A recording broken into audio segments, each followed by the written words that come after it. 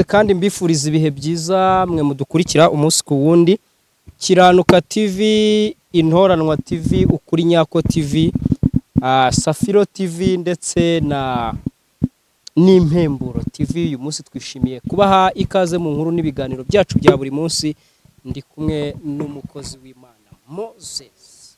Bize neza Moses? Ndaho ndagumye. Guhaye ikaze mu kiganiro. Bize neza kandi ndagushimye.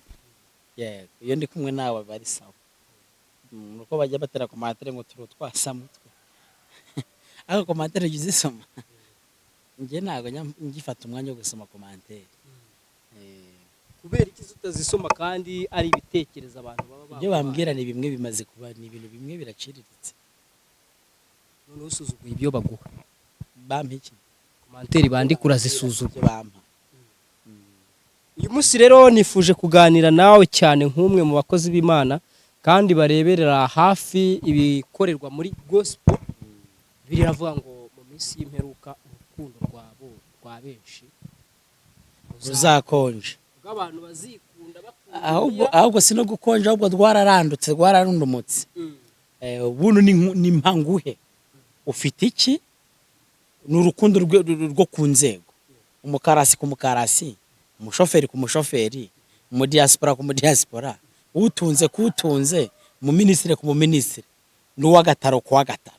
Ibintu byo mu minsi y'imperuka inkundo zisigaye ziri mu nzego. Ntabwo nabona umwana wa ministre rero bakundanye na Rudomoro hirya iriya. Akara kandi bazakubeshya amaboko atareshya akiramukanye.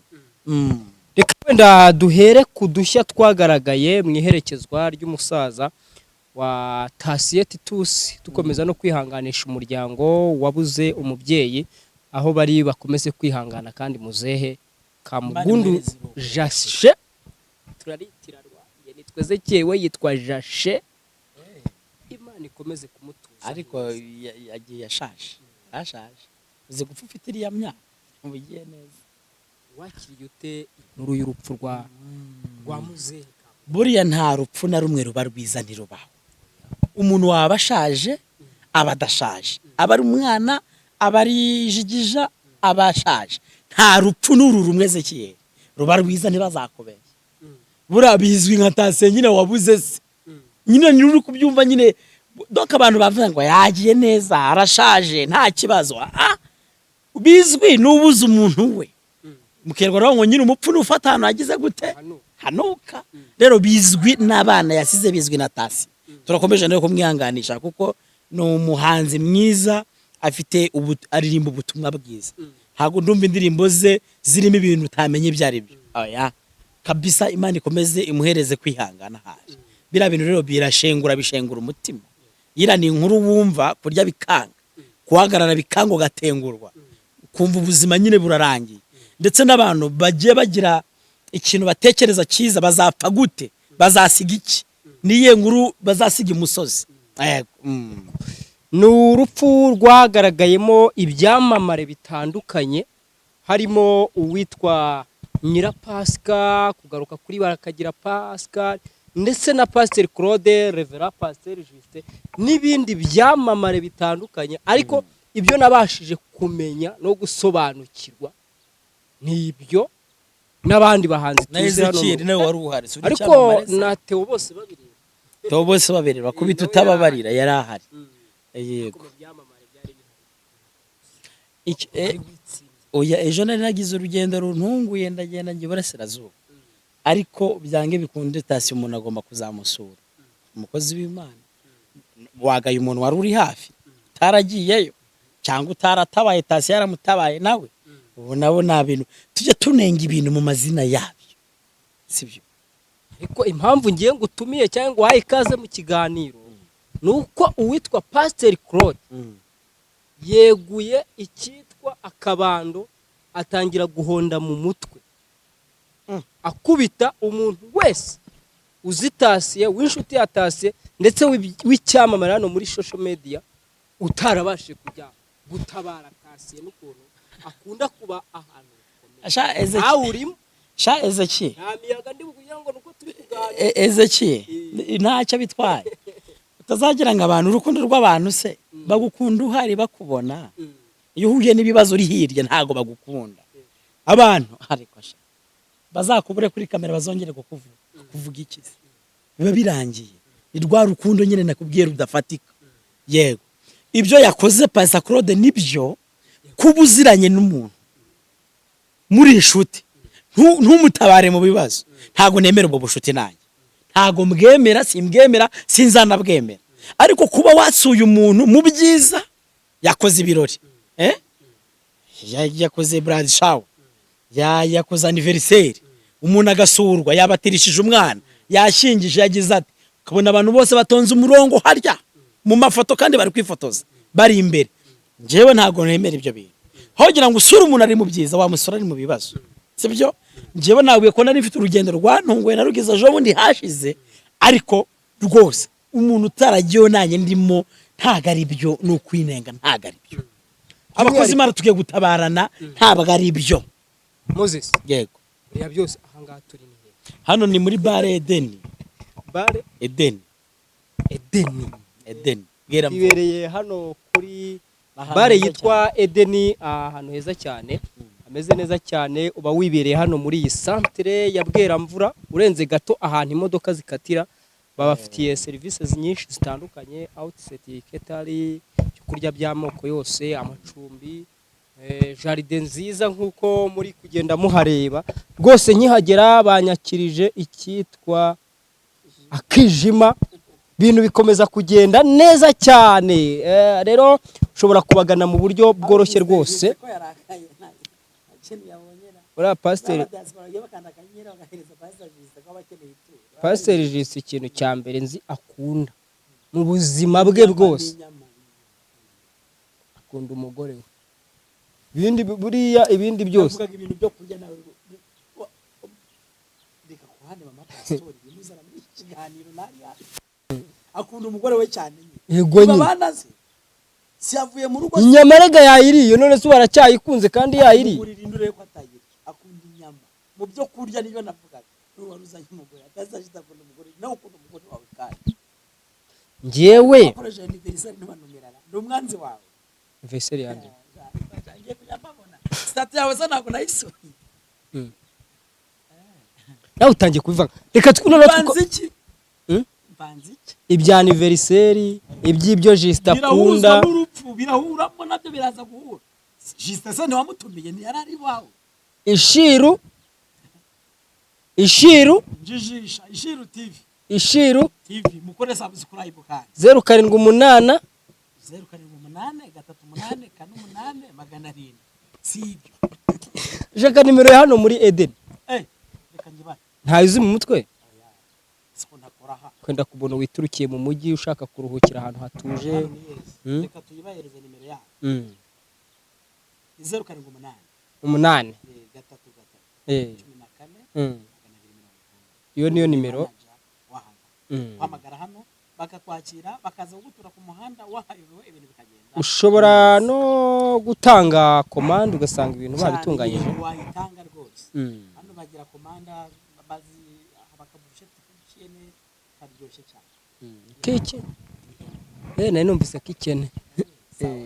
Hanyuma rero wamuvandimwe we aho ibintu tugiye kubyerekeza, nabonye ikiganiro cyerekeje ku badamu babiri bazwi hano muri social media, ariko haza kuzamo na mugenzi wacu witwa Chita Magic, nawe avugwa kubera ikiganiro n'ikiganiro cyakozwe na Pastor Mutesi bihanganisha uwitwa Tasiete Tusi.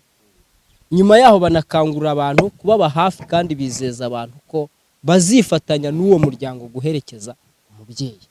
Uwitwa Pastor Claude ejo mu kujya gutabara yari yagiye ajyanye ibitekerezo amaso byose, haravuga ati umuntu ntari kubona Madame Theogene. Claude yagiye byose aba yabijyanye, ariko avuga ati ngiye mbabajwe nuko Madame Theogene ariwe uwanyana Asia atatabaye Tasiete Tusi, n'uburyo Tasiete Tusi yamutabaye akaba muri gahunda zose. Ibintu birambabaje mu by'ukuri, ni icyaha uyu mubyeyi yaba yakoze. nibarwaye katwemere wenda ararwaye ubwo se twamenya Tasete Tisa bamufasha mu mugongo twabamenyana Tasete Tusi yahamagaye mu kiganiro ubu hano muri iki kiganiro hari igihe namuhamagaramo afite agahinda yuko Mama Asiya atamutabaye.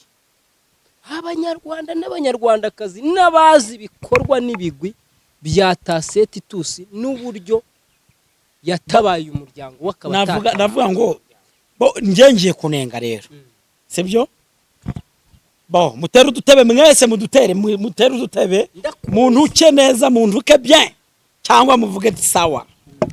Hari ibintu bibiri, niba Mama Asiya yaranze gutabara Tasete Tusi, Tasete Tusi yaratabaye Mama Asiya ku rupfu rw'umugabo we nyakwigendera Theogene Imana imuhereze urukuri dashira. Ibyo bintu reka mbabwire, gukorera Imana mu byihorere ukoze gukorera Imana muri indyarya n'indyamirizi n'indyarya akazi muve muri ibyo bintu byanyu. Ntago abantu byitwa ngo nabakozi b'Imana bagaragazwa n'urukundo no gushyigikirana. Niba bitarabaye rero abantu bari kuzangira ngo mama pastori wahehe wa Munagani wahe nyine wahe nyine iki kintu nibaza rero ibyo ndabinenze ku mugaragaro. Mama Asiya uri umuntu naje hano mujama yakwitendetseho ndavuga n'ibyo bintu ntibikabe ntagire umuntu uzamucokoza subize. Naraje hano ndavuga ni amazina yasu agomba kuvugwa, ariko nanone gatoya Moses ukoze hasi unyibutse icyitwa ibuye. Wibuke ko turi muri hoteli Alarme Business Center Kagugu. Umwe muri mubaza umupango aravuze ngo ni pranka yateguwe hagati ya Mama Pasteur ndetse na Byukura bagirane Noheli, ari nayo mpamvu yari yaranahawe n'uburyo aza. Warabyumvise nagwa narabyumvise turi kuri kamera turi inyuma ya kamera deja. Rero hepfo kuri ya nyubako yo hasi muri make vuga ngo operation iratangiye. None reka tubabwire ama operation yanyu mukaza mukatwabiza mukongera mukatwabiza kuri izi mikoro mutwabiza mwebwe mwabikoze mwababyeyi mwe tukagira ngo n'abantu babitendetseho babasuzugwe ari mwebwe n'ibipango yanyu n'amafaranga Noheli yariye ariko swamuhaye dukeya di izina ryo ryari yaribagiranye. Reka mbabwire n'ukuri kw'Imana mbabwire nababajwe n'ikiganiro njyewe nakoze naragikoze hano kukuri nyako kurahari kurikiranuka kirahari n'intoranwa kimemero no kitagiye. Reka mbabwire naraje Noheli turashwana sibyo, arambwira ngo uri inshuti yanjye ntago wakabaye unkorera ibintu nk'ibi. Ndamubwira ninjye ntago shyigikira ibintu by'ikinyoma ntibikwiye guhaguruka hejuru y'uyu mumama. Ndi murararume uranyibukije urancokoje azakera ajya cokombora ibintu ko nayo nuko wirukanga sinzi hano warugiye ndaza kuhabaza ndahaza kuhamenya Jisa araza kuhambwira nago yayoberwa. Noneho rero warirukanse twavuze ikiganiro gitoya bavuga kuntu amafaranga yahererekanywe na diru yapanzwe na Madame Asiya yande yo kuri Noheli. Reka nkubwize ukuri mwe kujya mutwabiza niba uri umumama ukiteza izi nsoresore ziri kuri iyi mihanda kazi yako kakubayeho. Njewe umvaze n'ibintu nazongera kuzano ngo kwakuri ngo kwacu ngo tuvuga hano tubivuga abantu bose bakadukwena bakadukubita hasi. Ibyo ni ibintu twiyumviye n'amatwi yacu twese. Umuntu abihagararaho yerekana n'ibimenyetso. Operation yitegurwa rya Noheli n'uwo mugore Mama Asiya kandi Noheli yajyaga yivugira ngo iyo tugiye kuzayishyira hanze twavuganye tugiye kuzayishyira hanze. Aho ubona abamama bakabaye abamama b'imiryango n'iki byose pranke. Mama Asiya abuze iki ku buryo ukora pranke buri mu nzu umugabo yagusigiye ufite ukugenda ufite ukurya ufite n'abagushyigikiye ufite n'abagukunda. Mureke ibintu by'intuza mubireke mureke ibintu byo kujya mwabiza abantu mukabiza abamama mukabiza abakecuru mukabiza abasore mukabiza abapapa ingeri zose mukatwabiza kuri iyi mihanda. Njyewe ndikamabwire uzanyabiza ariko nawe uzabira tu uzanyabiza nawe uzabira kubera yuko niba donc hari ibintu umuntu yumva ntanasinzira akaza akabani uyu runaka iyi nkuru bakoze kuri kanaka kubera ko uyu muntu bamucokoje ukumva uwo muntu akwiriye icyubahiro ukumva uwo muntu nta muntu ukwiye donc atajya muri ibyo bintu none ugasanga niwe nyuma ugasanga ngo niwe wateguye plan. Reka mbabwire mwaratwabije igihe cyo kutwabiza cyararangiye ibizongera tugiye kujya tubabwira mu byumva cyangwa mu byihorere. Ubukozi bw'Imana bwanyu buragirwa ku mashyi mubishyire hasi ntabyo onodediye ntabyo. Abarenganyije Noheli kandi yari ari kwicira inshuti, abarenganyije Noheli bamuvanaho icyasha n'icyaha. Noheli yari mu kazi acururiza umuntu ukomeye. Ubu Noheli ahari yemerwe nyine aremewe yeme none se wakwanga amafaranga ariko utaha ntibazongere kumuha ijana. Noheli nabo ntazongere kumbabaza ari nkanjye wabanza ukamereza nka miliyoni zingahe k'umunwa wanjye kuwukora biba byaramvuna wayampari menshi koko nayinga gukorera izina koko yego. Ariko ibyo bintu wapi ntimugafatiranye umuntu n'intege nkeya ziwe. Noheli afite intege nke mu buryo bubiri butandukanye. D'abord n'umusore akeneye kuzashaka umufatiranyije yuko nyine nta mafaranga afite already uramukoresheje. Ubu se wowe umukoresheje harimo n'ikindi kinyo wazanye ijambo ngo tumubenure we buriya yabuzemo nka senkani yariye kugira ngo bamubenure. Uriya we n'Imana ashaka kumushyira ku karubanda kugira ngo buriya umuceri barawucanshura ibigarasha bikajya ku ntuza ku ruhande hagasigara ibintu bizima. Rero hari ukuntu amazi meza atajya yivanga n'ibiroha ntabwo bikunda.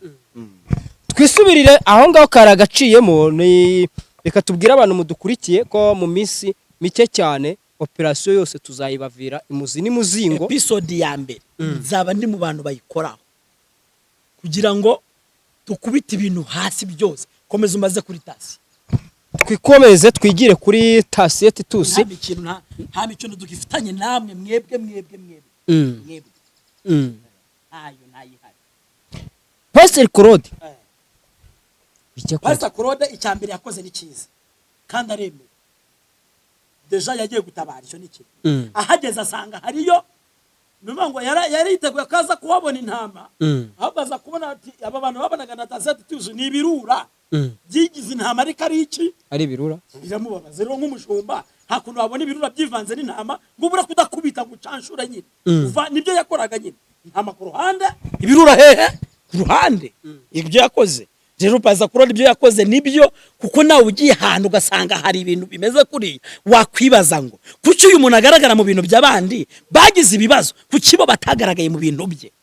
Ariko hari abanditse muri comment bati none se Pastor ko twari tuzi ko wagiye gutabara nkawe naho hata kituvuga so ndite ngo wasigaranye umuryango wa Chita ni iki ariko se Chita tagiyeho buriya mama Pasteur ari kujya agakora ikiganiro se ciki niba atagiye gutabara gukora ikiganiro ni nkuko natwe tugikoze se gute twagikora uyu munsi tasagiye uwo munsi turaba duhururiza iki se n'ubye twatabarije jista abantu bakagutuka ntiwari wagiye yose bivuga biri mu kirere ibyo nibi nitwabivuza se tukajyayo kukisujyayo ugera ahantu ibibazo biri ntago uvugira mu kirere. Mama Pasteur uyu munsi yambabaje twamubwira iki yisubireho umusaza atari bugaruke ngo wenda tube twajya kumuherekeza nanone ngo ndibushye bitari bukunda arisubiraho. Arega kambabwira abantu barapfaga wowe dukurikiranye uzapfa nanjye nzapfa nunda gutabara nta nukugurizanya nukugurizanya hari umuntu hanze bavuga ngo bamuhaye isanduku ni umushuti wanjye yaramamagaye ngo umujama yaramukunze aba muri Amerika ndanamusuhuje wamwihera isanduku ku munsi wa anniversaire yiwe hamwe naguhemba guhamba biravuna je nguhaye ahantu bazagukinga bazo umuntu ntabakoze neza abakoze neza na kandi ugiye kumbaza ngo yamwifurije gupfa bakubwiye ko azaguha uburyo uzamushyingura. Oya nundi ni ikiganiro yambwiye yanganirizaga ko bamuhaye nyine ndazashyingura. Hari abavuze ko Pastor Claude atarakuriye kujyanwa no kurebuzwa aramaze ariko ahubwo ari kujyana ubwo uvuga kurebuzwa wowe nangwa nawe yagiye kurebuzwa ari kagerayo wowe wagiye he kuko ntabwo byari ibye kumenya ngo abatabaye Tase ni baruna hako nanjye numva bitari ibye ntabwo byari ibye nitubona ibintu bibisa tubiceceke. ariko uzi yuko iyo umuntu yapfuye cyangwa umuntu akijya ku isi Imana yamugeneye abazamuherekeza. Ubu wari ubizi ko bagenwe, ubu nupfa ko simbikwifurije utambwira ngo nzabimenya. Umuntu utarankunze ndi muzima nimfa nimushake muzahirikire ku musozi arya zaba mbizi se gupfa byishene byishu wapfuye nyine yapfuye nyine nozo numva byarishende nyine gupfa nta muntu byishe wangweze kiye byishende nyine aho kutinya gupfa zige kandi azayereje mfite amakuru ngo arugiye gutsikira. Erega kuyitsikiramo ni kimwe ariko kuyiryamishwamo ni iki si impanuka se nibisaza none se baba yijyana ariko ezakira atinyira upfusha umwe muri mukanya rutambi n'uruturutse yarankabona uriruka njyewe aha bwira umumotari wari ukuze ngo byari bibanguye ngo tutayiriye urusheti baze kwe. Reka mbabwize ukuri oya gupfa nyine ni bibi oya kandi nagukwiye gupfa nona oya uzapfushaje ariko gupfa ntawe byishe ko ufite d'abord mu buryango ufite abana harya ntabwo uratera indi nda ugiye kuzabyara impanga ubwo nabo kandi uragira ndi guhanura nuko manura mukatangira nuko njye manura bugiye kuzabyara impanga impanga ezekiye rero igihe ni iki ngiki cyawe ugomba kubaho karama ufite perime ubonye perime ejo bundi ngurikira ugomba gutwara imodoka yawe nose nzayitoragura mu muhanda imodoka ze suri gukora amafaranga se hariko aho kuba amafaranga turi gukora hano ubu ngubu yazagwira akagura imodoka ariko nawe rero urafite ni make ariko naya dushimiye umuntu wagwaye kamera yoba rero ikintu navuga ni kimwe wene gato have njyewe nanenze mamasi kuba taragiye gutabara Tase kandi Tase yaratabaye ariko aha tubanze tubyemera manza wumve gutabara n'uburenganzira gutabara si uburenganzira gutabarana ni hame ni mu muco nyarwanda abantu baratabarana ibyo bintu mwazanye mwabivanye i Burundi imasisi mwabikuye gutabarana ni umuco utabara umuntu atari ko wabuze ibyo ukora utabara umuntu kuko nawe uzi yuko ejo bazagutabara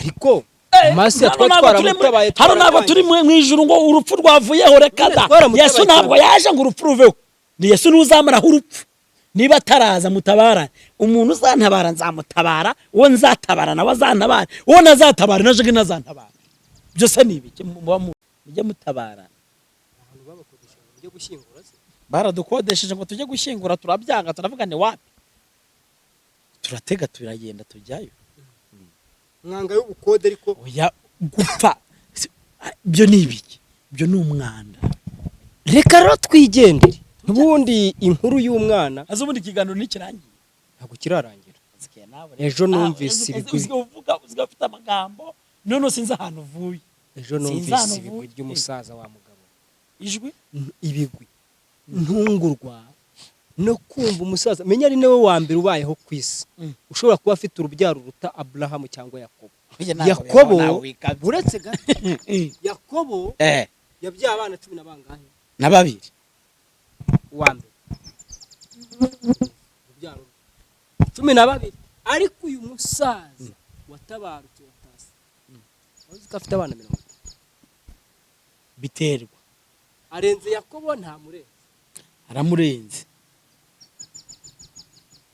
Mwese niba itaranto yarayizunguje wabikora hiki hoya ndayihere Imana ihabwa icyubahiro niba yarabyaye abana 30 akabarera bakiga ngurikire neza bakabaho neza nyine bose barangije kaminuza Jisi nawe ari kari mu kiganiro oya uwo musaza yaba ari intwari none ko ari ubyara umwe akamwihakana akamujugunya muri ruhurura none ntidufite abadapere hano bibavanamo amada hariya bamakanzu ngo nzakagendana maremare bamukubita inda agahita avuga ni vana muri toilette ndani hari leta ntihirwe ihangana n'abantu babavanyemo inda bajugunye ku muhima bajugunye muri za mpaze hirya iriya niba umusaza yaravuga ngo uwo mwana n'uwanjye ati shuwa ati karibu mu bana, uwo nawe n'uwanjye ati shuwa ati inyangamugayo irenze umusaza yabari mbwira yabariye niyubahwe riragiye neza. abuzukuru 60 ubwo niba afite abuzukuru n'abuzukuruza urumva ari mu ryitanu. yagira uti ni umusaza wabariwe umuryango w'abantu 145. Uyu musaza afite ibigwi rero, niyubahwe nyine, niwe wa mbere niyubahwe bishop yabyara no runaka yagira gute, ariko niwe musaza uwo nguwo ahubwo ashaka yashinga itorero, agashinga n'umupira w'amaguru na basket, ibintu byose byaba muri famiye gusa. Nagiye urero umusaza ashaje neza, niyubaho kuba yarabyaye abo bana bose akabitaho akabagiye neza. Icyo ni ikintu cyo gushimira. Kubyara ntacyo bimaze, kurera nibyo bifite agaciro. Yego akarusho uruvu iyo rugiye kubyara no kubyara no kugira gutsimbiza idono uruvu iyo giye kugira ngo sino rurabwagura se sinzi n'abantu mudukurikira ko idona turabyita ngo iki nyine mwunsobanurire mwebwe ndabaza nta mukambaza aba bajama bari nyuma ya kamera abantu byo birukana mu kiganiro. Uruvu iyo rugira ngo rubona umwana, reka nivugire nta mu Kinyarwanda, rwiyemeza gupfa kuko rubyara rimwe rugapfa, rwiyemeza kuba rwapfira. Yego uruvu ntago rugira abana ngo umwe babira, rubyara rimwe rukarangira. Yego rujya ahantu hirengeye kure, rubyarira kure mu birometero birebire cyane, rurangiza kubyara umwana agasigara yenge rukazamanuka rwo rwikubitasi kubera intege nke rugatarupfa bikarangira. Yego rero kubyara k'umuntu ni kimwe no kurera uwo wabyaye ni iki. Dushimiye ababyeyi, mwubahe mwese, murera abana, abagabo babataye mukamukirera abo bana, abagore babataye, hari n'abagore batabagabo, abagabo bakarera abana, mwubahwe rwose. Congratulations. Hari n'abagabo babana n'abagore babo barira abo bana bagafata n'izindi pfubyi n'abandi badafite kivurira, abo bantu nabo kubahwa. Nibwo buri umubyeyi rero kuba papa Tasi yarabyaye abo bana bose bakabaho gutyo neza ni byiza. Kudeshapo n'umugabo rwose. Akarusho kuri uyu musaza nuko mu badamu bose yagiye ashakana nabo, buri mudamu umwe yatandukanaga nawe batandukanyijwe n'urupfu, akabona gushaka. Nukuvuga ngo ntago yashatse, ntabwo yigeze aba umusambanyi direct. Umwe yabagaho yamara kwitahira agashaka undi. Mwagiye mukizwa nawe rubu uyu musaza atari umukirisitu se. Nk'ubu nka wa wundi wa mubyeyi wa wundi uwe umusaza ntamurushije gukira wa wundi we warutse guhanura umugabo w'uruhara. Reka mbabwire uyu musaza niba yarapfushaga umufasha we agashaka undi niko na Bibiliya ibivuga, uzatandukanwa n'urupfu cyangwa Yesu agize gute agarutse. Rero uyu musaza yari umukristo, ahubwo abantu bagiye bakizwa bamere batya nta kibazo afite rwose, aremewe. Arusha abantu benshi mu madini n'amacaci, arabarusha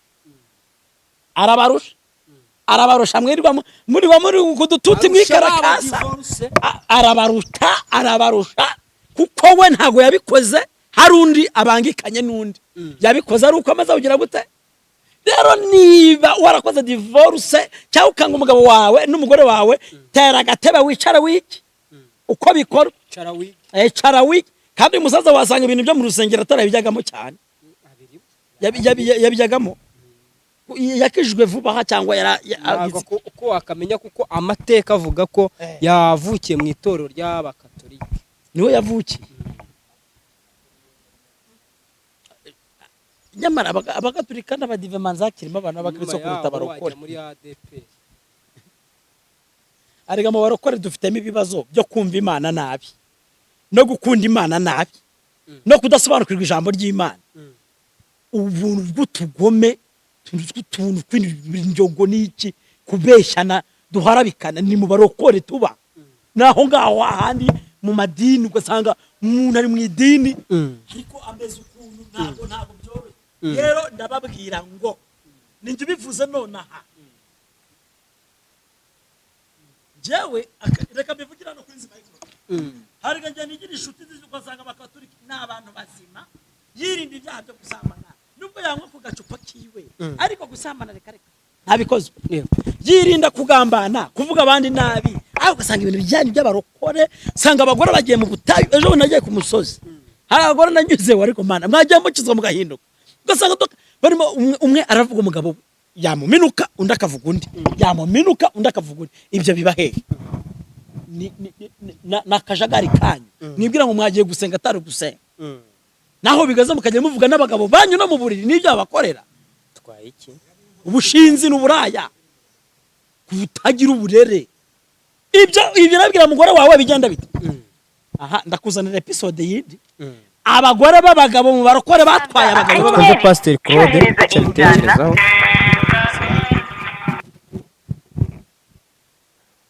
bari butuvugishe urumva Pastor nguhamagaye ndi mu kiganiro kandi nguhaye ikaze urakoze cyane urakoze cyane ariko ego ntacyo bitwaye twabonye ikiganiro ku Ikaze TV Rwanda yemewe muri iyi minsi kinenga kigaragara nk'ikitishimiye ku bikorwa byaranze Pastor Mutesi ndetse na Madame Theogene Madame wa Nyakwigendera ku munsi w'ejo mu guherekeza umuryango umusaza ari nawe papa wa Tasiye Titus ahangaha twakwibaza Pastor Claude kuri umwe mu bantu bahageze wari wajyanwe no kugenzura yuko bano bagore bombi bari buze kujya gutabara Tasiye wowe wari uhari se harabo wabonye niba utajyanywe nabyo harabo wabonye byibuze umuri ko wababonye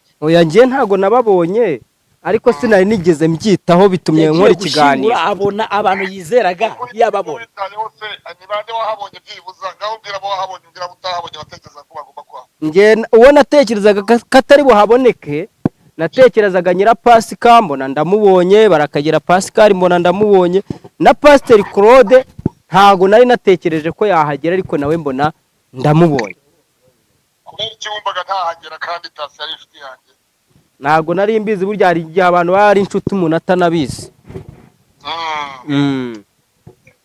ikigaragara wabitewe n'iki mbese muri make nabitewe n'iki kubanenga ni ishyaka ry'umurimo w'Imana tonde uyari kubera iki uranyitondesha Imana urabona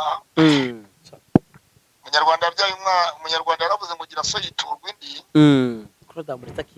Tasiye Titus ni umuntu ubana n'abantu bose kandi mu mahoro ni umuntu ugira umutwaro w'abavandimwe w'inshuti ziwe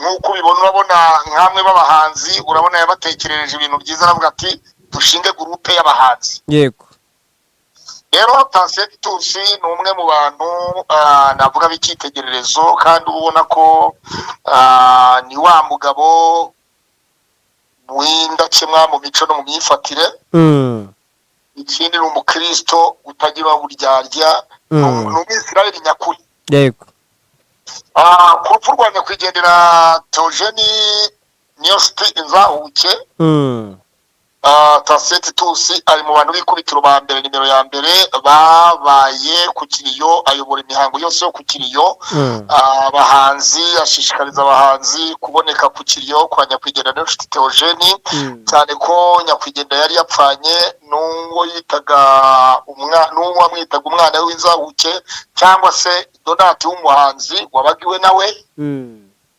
hanyuma rero Tasiye Titus mu wa mbere niwe muntu wafashe ya mbere kugira ngo abe ku kiriyo ndetse no kuganiriza abantu no kuyobora muri za gahunda zitandukanye kwa Nyakwigendera n'inshuti Theogene ndetse tumaze no gushyingura n'inshuti Theogene Rusororo bukeye bwaho twagiye gushyingura ibyumba umuhanzi Donati waribonye Tasiye Titus yarayoboye gahunda mu rusengero mu rusengero rwa DPR ibyumba mu mujyi Gicumbi.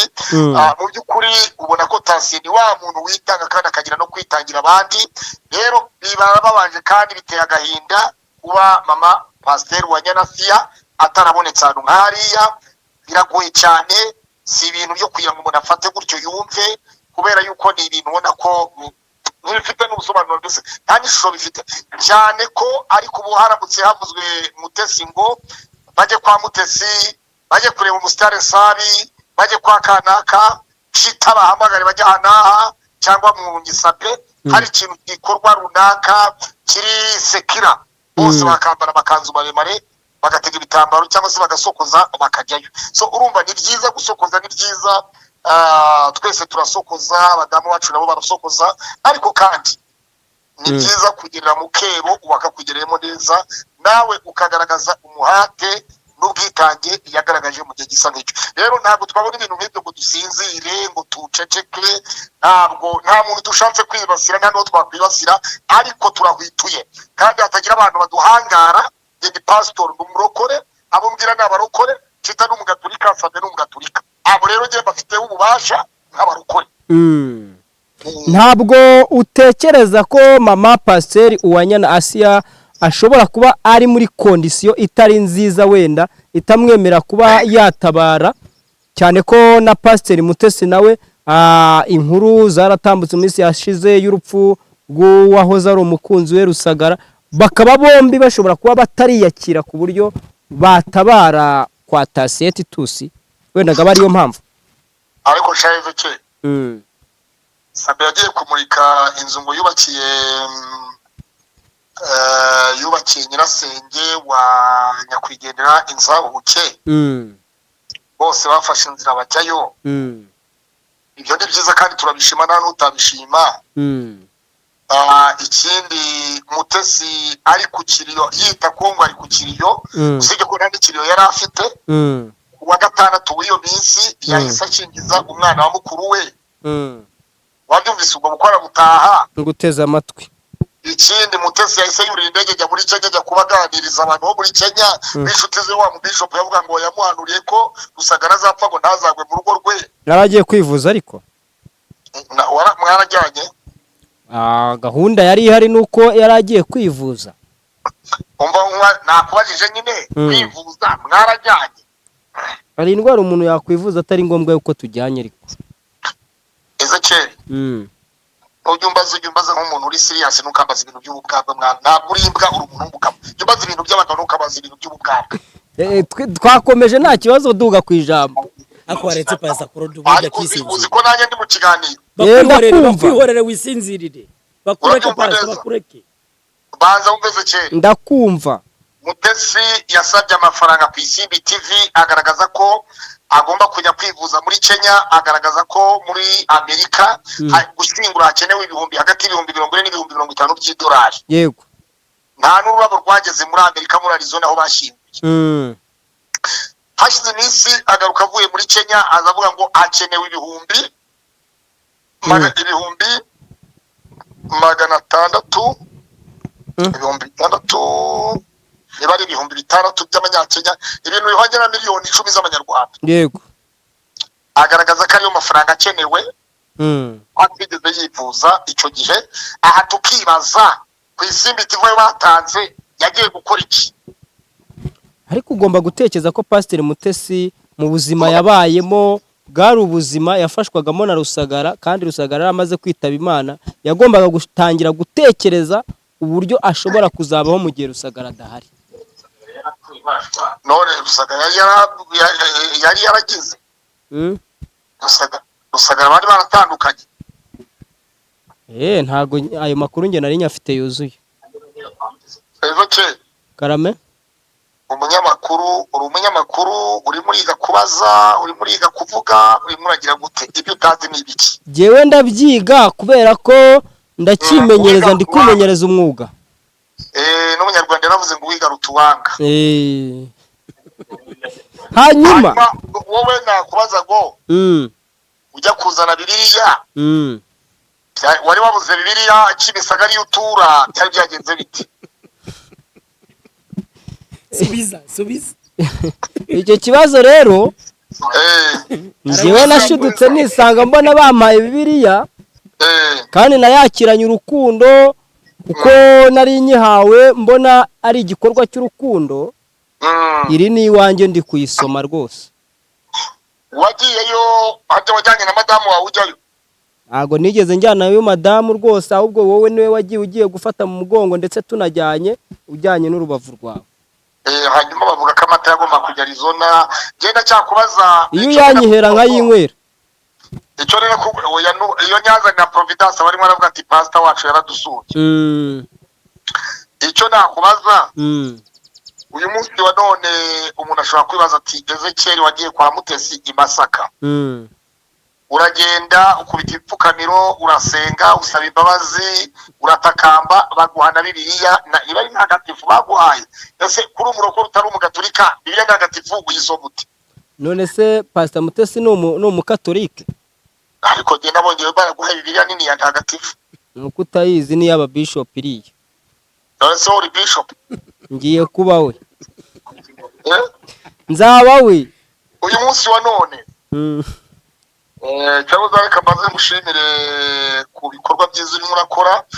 Icyo twibaza wowe Ezekiel, uri mu bantu bakoze inkuru nyinshi zo kwa nyakwigendera izawe. Izo nkuru warazikoze ku bwisha kasamutwa kasongo yihwa. Reka mbabwire dore uko byagenze, dore ibifite umutwe, ibifite ikibuno, bitagira ikibuno n'umutwe, byose izo nkuru zagize kuri cyane.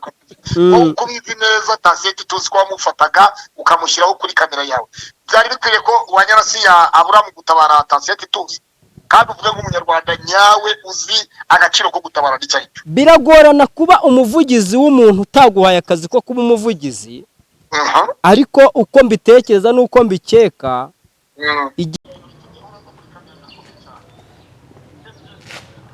reka ngushimire ndi mu kiganiro kandi n'igiyoboye ikiganiro. uratuma ndagurwa ko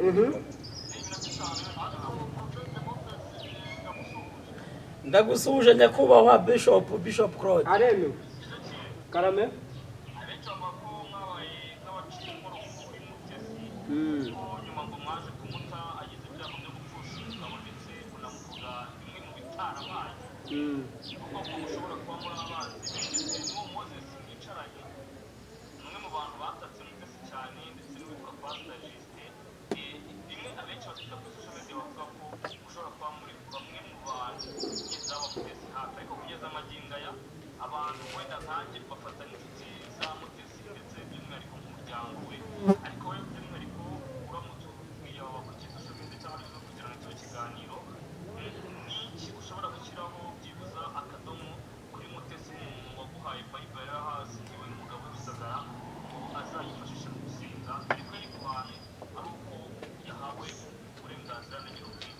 Icyambere cy'ingenzi Bibiliya iravuga ngo abisi nibabanga muzamenye yuko babanje kunyanga.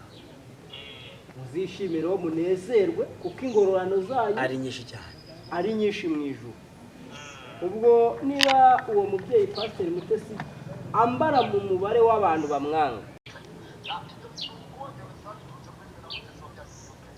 nabyakiriye neza cyane kuko byaranejeje cyane. Nubundi ndacyari muri ka gahunda kuvuga ngo abisi nibabanga. Oh haleluya. Toshala bosola bosa. Reka mbashimire nkomeze ikiganiro ndi kumwe na Moses.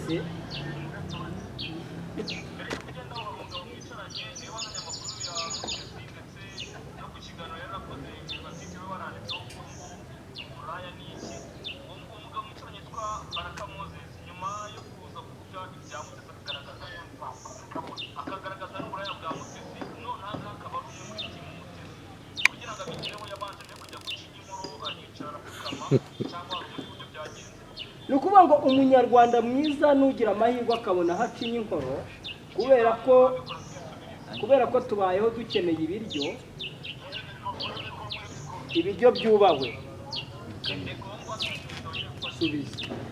Warumbajije mu biki? Wagiye gucuma inkoro. Ndakumva Pastor. Asifiwe sana pastor nkumbuye ji.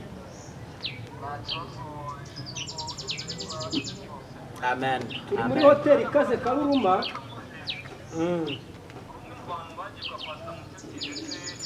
Oya urambeshye ko nje ntabwo ndagera kwa Pastor Mutesi. Kosora we kosora uri kumbaza ikibazo nabi. Ntabwo mbyifuza. Ngurikira neza. Umuntu aba kwisi yifuza kuzajya mu bwami bw'Imana.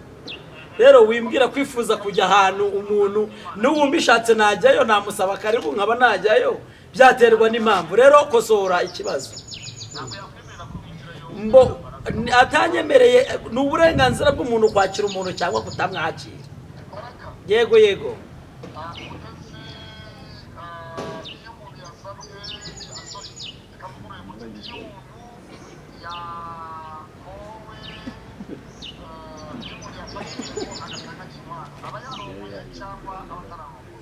Iyo umuntu yafashe irembo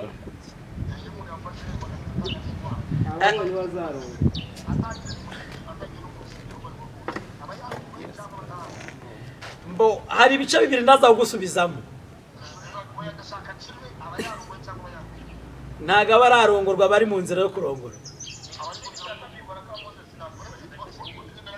Ndagira ngo mbasezere kuko hoteli ari mugeneye irarangiye.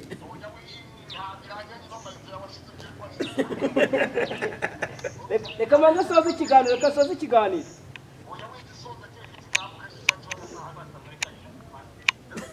Karame.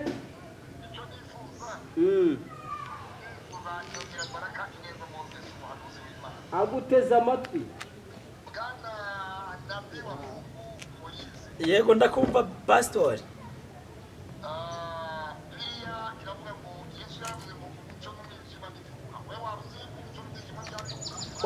Umwijima uhunga haje umucyo urumva biraturanye.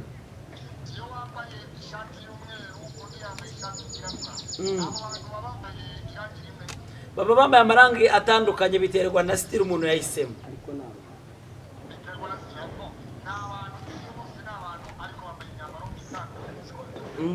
Na gahunda umuntu afite y'uwo mwambaro.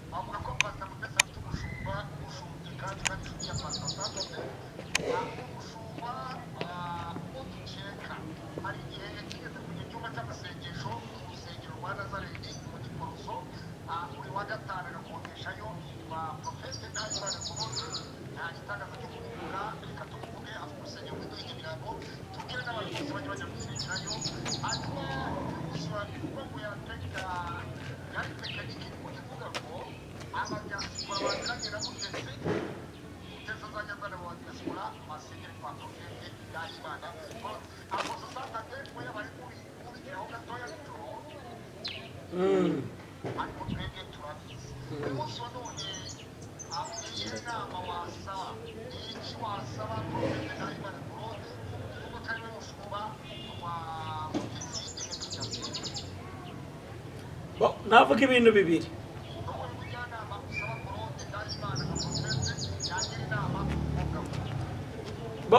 Numva aho ngaho ntabwo kuko bicaranye bari kujya mu mishinga ntabwo nari impari. Rero abafitanye amasezerano baba bazi icyo bakora. Reka tubashimire. Murakoze cyane, turabashimiye. Ibiganiro byacu nakagaruka.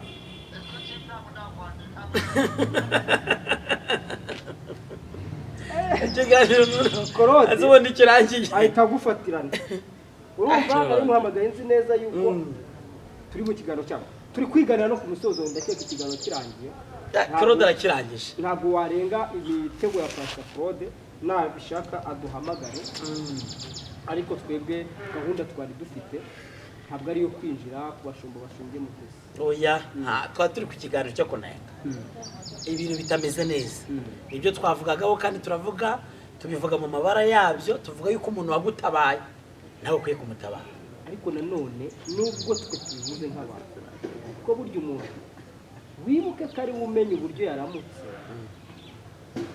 ntaho abyukiye na situwasiyo ashobora kuba ntabwo watabara umuntu ngo ni uko umeze neza gusa, ntabwo abatabara ariko baba bameze neza, hatabara umutima mugize neza cyane. ibiganiro byacu nakagaruka yewe nitwa Ezekiel nk'uko bisanzwe ukore subscribe sharinge kino kiganiro kandi ukomeze kubana natwe mu nkuru n'ibiganiro byacu. wowe udukurikiye ntiwibagirwe YouTube channel yitwa Ishiru TV, Ishiru TV ukore subscribe ukomeze kugendana natwe umunsi ku wundi. amen.